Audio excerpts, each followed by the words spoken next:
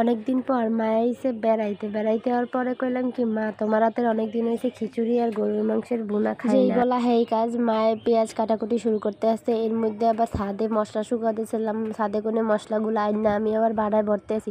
আর এদিকে আমার মাইয়ে সব জিরার গুঁড়াগুলা সব ফালাই দিতে আসে। এরপরে কইলাম যে তুই এই জায়গা দিয়ে যাবি নাকি পিরান শুরু করে দেবো। সেই কইছি মারমু, এই এককালে হের আগুই চলে গেছে কারণ হের অনেক রাগ। তারপর আমি আবার এদিকে সব মশলাগুলো বাড়ার মধ্যে ভরতে আসি, ভরার এদিকে যাইয়ে দেখি কি মায়ের রান্না শুরু করে দিয়েছে।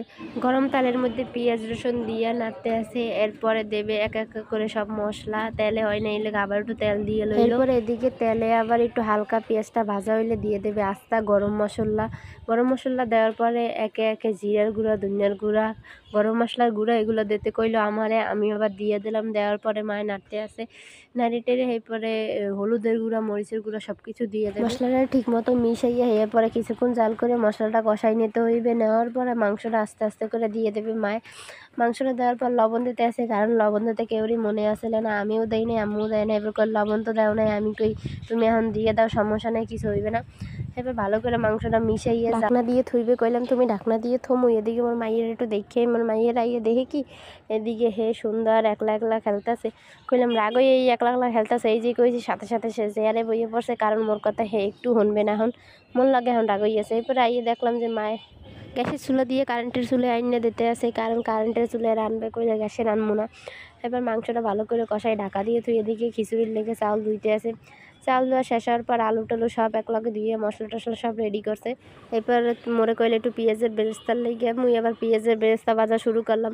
যত তেলের উপরে আস্তে নিবি জাল দিয়ে ভাজতে পারবে, নতুই পেঁয়াজের বেরেস্তা সুন্দর লাল হইবে।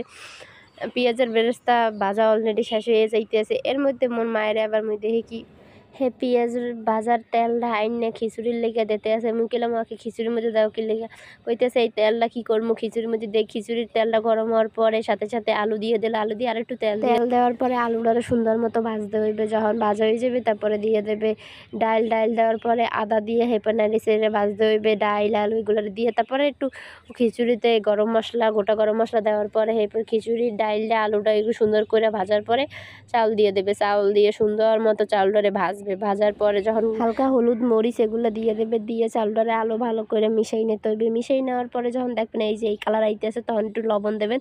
লবণ দেওয়ার পরে আরও নাড়ে সেড়ে লবণটারে মিশাই নেওয়ার পরে চাউলটা যখন বাজাবে তখন দিয়ে দেবেন পানি দেওয়ার পরে পানি দিয়ে দিল খিচুড়িটা। এরপর পানি দেওয়ার পর ঢাইকে দেওয়ার পরে আমি এদিকে আবার মাংসটা দেখতে আসলাম। মাংসটার কালারটা জোস একটা কালার আইছে, কারণ মশলা টশলা সব কষানোর শেষ পেরায় মাংসটা অনেক ভালো লাগতেছে। এরপরে দিয়ে দিল পানি, গরম পানি দেওয়ার পরে এদিকে মুই আবার মোর মাইয়ের লেগে একটা ফল কাটতে আইছি। ফল জিগেলাম আমি কি ফল খাইবেন, কয় হ্যাঁ খামো, মানে মাথা ঝুলাইছি।